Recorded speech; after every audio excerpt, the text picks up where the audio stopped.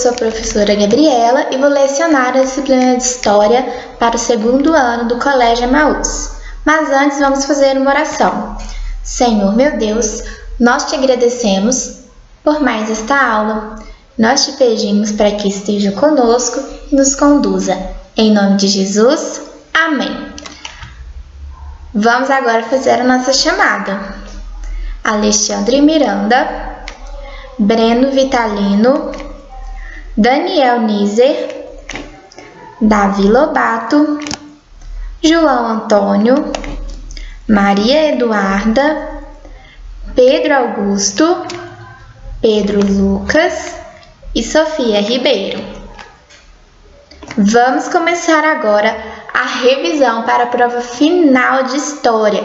Então preste bastante atenção e pega aí o seu livro de História, porque toda a nossa aula será baseada nesse livro, tá bom?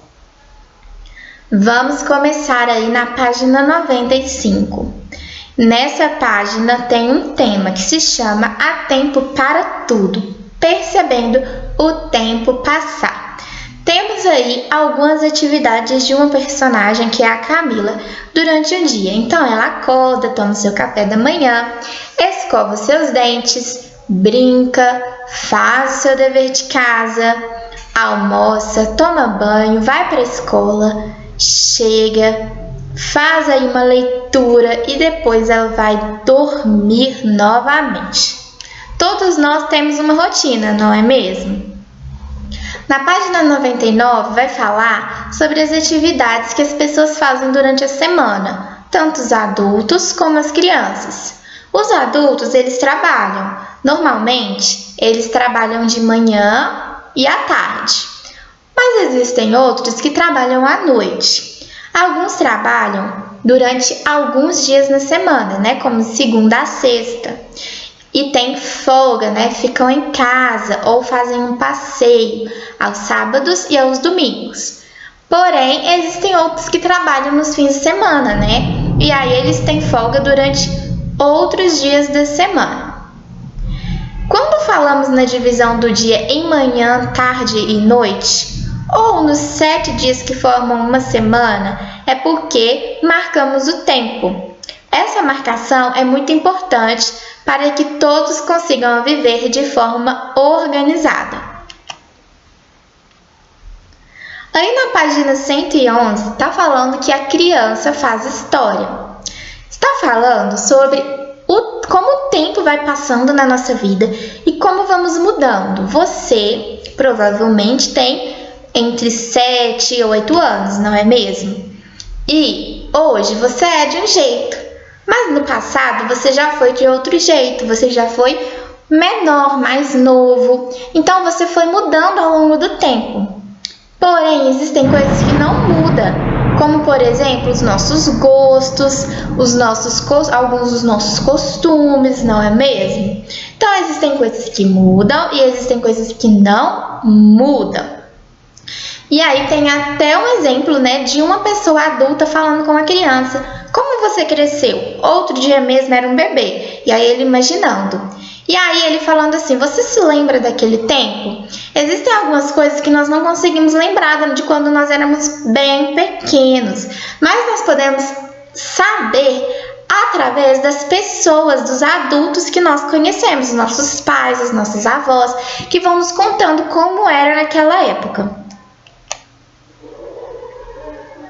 Na página 113 vai dizer que a criança, ela tem direitos, Ela vai contar que representantes dos governos de vários países se reuniram para escrever uma declaração dos direitos das crianças, para que todas as crianças tivessem um bem-estar, em toda parte do mundo.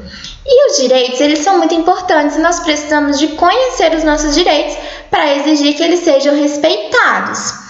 E aí, essa declaração que esses representantes dos países fizeram, ela tem alguns princípios. E um deles é que desde o nascimento toda criança tem que ter direito a um nome e uma nacionalidade, A nacionalidade é a criança pertencer a algum país, Por exemplo, eu nasci no Brasil, então eu tenho a minha nacionalidade, eu sou brasileira. Eu pertenço a esse país. Na página 104 continua falando sobre os princípios. A criança terá direito de crescer e criar-se com saúde. Para isso, terá direito à alimentação, habitação, recreação e assistência médica adequada. Tem o princípio 7 aí também, que a criança tem o direito de receber educação gratuita, né? Então, as crianças que não têm condições de pagar uma escola, elas têm o direito de uma educação gratuita. No princípio 10, está falando que a criança tem o direito de proteção contra os atos que possam suscitar discriminação racial, religiosa ou de qualquer outra natureza, né? Então, a criança tem direito aí de proteção contra uma discriminação, né? Uma coisa assim, que a pessoa vai ter um preconceito por causa da sua cor, por causa da sua religião ou qualquer outra coisa, qualquer outra diferença que aquela criança tem. Agora aí nessa página está falando também sobre os deveres, né? Nós falamos sobre os direitos, mas as crianças também têm deveres. Todos nós temos deveres na sociedade, né? Nós precisamos viver em sociedade, relacionar com as pessoas, nós precisamos uns dos outros. Mas para isso nós temos algumas regras de convivência, porque é importante para a nossa organização. Todos nós temos o nosso papel a cumprir na sociedade, assim como também as crianças. Aí na página 117 nós temos alguns exemplos de deveres das crianças, né? Como, por exemplo, ajudar os pais em casa, pedir permissão sempre que quiser sair, apresentar os amigos para a família, respeitar os seus pais, não discutir com eles, né? Tentar conversar e nunca xingar nem agredir os pais. Fazer as suas tarefas escolares, né, que são muito importantes, sem esperar o pai falar, não é mesmo? Vocês mesmos já têm a idade para fazer as suas tarefas sem precisar do pai falar. As crianças também podem ter cuidado com as suas coisas, os seus brinquedos, os seus objetos. E também respeitar aí as obrigações que os seus pais determinarem, né? Então, se os pais pedirem para fazer uma tarefa, vocês respeitem. Fazer sem reclamar também é importante. Então, as crianças têm direitos e deveres. Um outro assunto que foi abordado durante o ano começa aí na página 119. O que a história estuda? Então, a história, pessoal, ela é uma ciência, né? Uma área do conhecimento que vai estudar o quê? Vai estudar o que as pessoas fazem ao longo do tempo, as mulheres, as crianças, os homens. E eles podem estudar coisas que aconteceram há pouco tempo ou podem estudar coisas que aconteceram há muito tempo. Então, existe um profissional, né, que se chama historiador. E o historiador, ele vai buscar conhecer o que aconteceu no passado. Por que as pessoas querem estudar o passado? Porque quando nós compreendemos o passado, nós conseguimos entender melhor o nosso presente e também conseguimos nos preparar para o futuro. Então, estudar a história é muito, muito importante. Mas como o historiador consegue estudar a história? Como ele consegue descobrir o que as pessoas faziam há muito tempo? Através das fontes históricas. As fontes históricas são as fotos, pinturas, filmes, construções, diários pessoais, objetos e depoimentos de pessoas. Esses são apenas alguns exemplos, existem vários tipos de fontes históricas, né? Então, a partir dessas fotografias, desses documentos, até, né, esculturas, como nós temos aí nessa página do livro, o historiador consegue saber o que aconteceu no passado. Um outro tema abordado no nosso livro, a partir da página 125, foi as famílias. E que as famílias são diferentes. Aí mesmo nós temos ilustrações de 4 famílias que são bem diferentes umas das outras. Na primeira aí nós temos um exemplo de uma família que aparenta ser uma família indígena, de índios, né? Na segunda nós temos uma família composta aí por uma mulher, uma mãe e 2 filhos. Na parte de baixo nós temos uma família bem grande aí, né? composta por várias pessoas. Temos aí até o que aparenta ser os avós, não é mesmo? E aí na 4 nós temos uma outra família, que uma mulher que está até grávida esperando um outro membro da família. E aí existem diversas famílias, tanto no presente, como nós podemos observar, cada família é de um jeito, como também no passado. E aí na página 134 vai falar um pouco sobre as famílias na Grécia Antiga. A Grécia é um país que fica na Europa. E o povo que viveu lá foi muito importante e é muito estudado. Por quê? Porque eles desenvolveram muitas coisas, muitos conhecimentos. E eles tinham um jeito deles de viver que até hoje influencia o nosso modo de vida. Então, por isso que eles são tão estudados. E essas famílias, elas tinham uma divisão, existia uma divisão entre as famílias pobres e as famílias ricas. Normalmente, os pobres trabalhavam no campo, ou seja, nas áreas rurais. E essas famílias, elas eram formadas assim, os jovens se conheciam, namoravam e depois casavam. Mas entre os mais ricos era um pouco diferente. O pai que escolhia com quem os filhos iam se casar, porque ele procurava casar os filhos com pessoas que também fossem ricas. E aí a riqueza da família ia só aumentando. O pai da noiva, ele normalmente oferecia um dinheiro para o noivo, que se chamava dote. Podia ser um dinheiro, né? Mas também podia ser terras, metais preciosos. E aí, a noiva, quando se casava, ia para a casa do marido. A educação daquelas famílias naquela época eram também bem diferentes. Os meninos, eles possuíam uma educação, eles aprendiam, né, com professores. Já as meninas aprendiam em casa com as próprias mães, né? As mulheres, elas cuidavam da casa, cuidavam da família, né, normalmente. Elas não tinham empresa, não administravam negócios, então a vida das mulheres lá era bem diferente. Aí na página 136 vai falar agora de um outro tempo e também de um outro lugar. Vai falar sobre o nosso país há um tempo atrás, quando o país foi colonizado, ou seja, quando os portugueses chegaram às terras que hoje é o Brasil. Havia um tipo de família que se chamava família patriarcal, como vocês podem ver na imagem de baixo aí na página 137. Os filhos, eles obedeciam ao pai, e a mulher também precisava obedecer aos homens. Por quê? Por isso mesmo que era chamada patriarcal, porque quem tinha maior autoridade naquela família eram os pais, né? Ou os homens. Naquela época existiam os escravos, e as famílias que tinham muito dinheiro possuíam escravos, né? Aí na página 139 vai falar sobre um outro tipo de família nessa mesma época, que era a família dos escravos, né?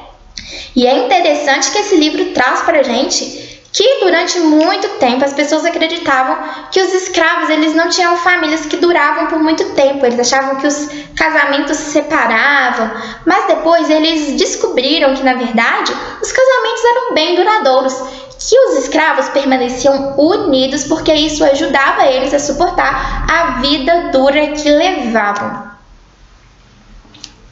Na página 140, vamos ver sobre um outro exemplo de um outro tipo de família, que é as famílias indígenas, né? As famílias indígenas em outros tempos no Brasil. Exatamente também nessa época, né? Lembrando que as famílias indígenas ainda existem. Quando os portugueses chegaram ao Brasil, né, as terras que hoje nós chamamos de Brasil, os indígenas já estavam por aqui e eles já tinham a sua cultura, né, a sua língua, a sua arte, a sua religião, tradição e costumes. E os indígenas, eles têm vários povos indígenas e cada povo tem a sua maneira de viver. Mas de uma forma geral, os indígenas, eles consideram todos os membros ali da aldeia, da tribo, uma família. Todos cuidam uns dos outros, né? E para eles é muito importante a terra, a natureza, que pertence a todos. Eles têm o pajé e o cacique, que normalmente são pessoas mais velhas, né? são idosos, pessoas que têm mais sabedoria e conhecimento. E aí o pajé é um líder, ele é um líder religioso e ele conhece chás e ervas que curam doenças. Já o cacique também é um líder, porém ele é o líder que organiza e orienta os outros membros da tribo.